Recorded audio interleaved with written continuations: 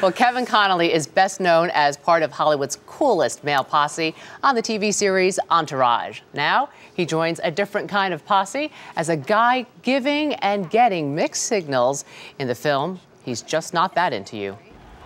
You know, Annie gave me the old, I'll call you right back. Oh, yeah? Well, how long ago? That was 22 minutes ago. Can I call back? Should you call back? No, absolutely not. I know, I'm gonna call back and say I'm going to bed. Kevin Connolly, good morning. Good morning. Is it weird watching yourself? Yeah, it's nice to see that clip. So the movie is great. Let me just start by saying. Oh, thank you. But what was your reaction when you got the script in front of you that you were doing a film based on a female self-help book? Well, when I first got the script, I immediately got on the phone with my agent and said, you know, how can I get in this movie? I mean, there was just great people attached from the beginning, so I was just really lucky to be part of it. The great cast includes Drew Barrymore, Scarlett Johansson, Jennifer Aniston, Ben Affleck, Jennifer Connelly. I mean, the list just goes on and on. So. But most of your scenes are actually with Scarlett Johansson or Justin Long. Justin Long, yeah. Was there anyone in the cast that you didn't have scenes with that you wish you did when you first got that script? Yeah, I mean, Jennifer Aniston would have been nice to have a few scenes with. She's fantastic, and Jennifer Connelly I'm a big fan of too. But I was pretty lucky. I mean, Scarlett and Drew and Jenny Goodwin and Justin Long were the people I got to act with, so I was fortunate.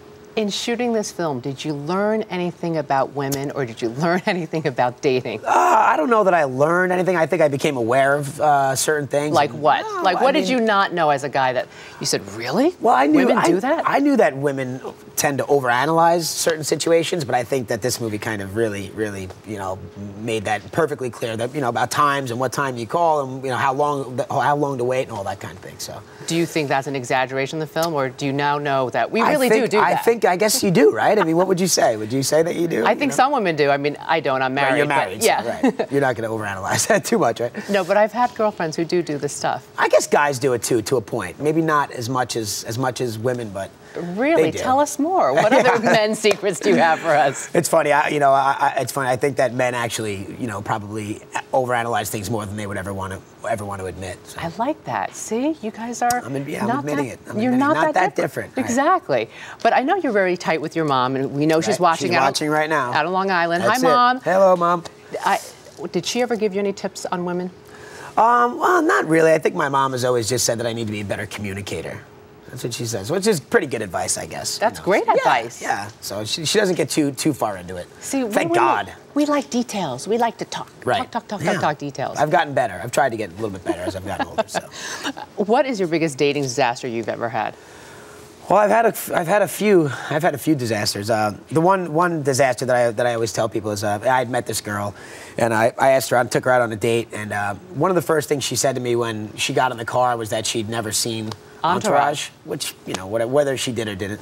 But then over the course of the date, she called me Eric like 3 times, which was kind of a sign that maybe she was lying or something. So what'd you do? Well, it was awkward. It was definitely awkward, especially since I'm then thinking, wow, I'm gonna have to tell her that that's not my name, you know? And did you? Ultimately, I had to, yeah. At what point in the date? Later on in the date. It was a disaster. It was just bad. And what did she say? Did she say, all right, I lied? I think she felt pretty stupid. Yeah, she ultimately admitted it, you know? She was like, I didn't know what to say. I figured, you know, that girls say that to you, so I guess she was like trying to be different. But it definitely made for an awkward dinner, yeah. Was that the first and only date with this person? That was about it, yeah. But what if she had, you know, said from the get-go, was that why it turned out disastrous? It was just a weird thing to be dealing with the entire, and it just kept getting worse and worse, and then it just started building. But yeah, it's funny. I actually saw her recently, and she actually, I'm sorry, I called you Eric. So I said, so you're admitting that you called me Eric? She's like, yeah, you know, I admit it. So. Well, if she started calling you E, it would have been Thank really. God. That would have been really bad. Yeah. All right. When is Entourage coming back? It'll be on the summer, season 6. We start shooting on March 10th. All right. And what can we expect? It's a good season. It's a good season. Certainly Vince is back. His career is back. He's back on top. And the friendship between you and... Yeah, we're working through our differences. All right. Well, we will stay tuned. Kevin Connolly, thanks Great. so much. Thank you very much for having me. You're welcome. He's Just Not That Into You opens nationwide on Friday, February 6th.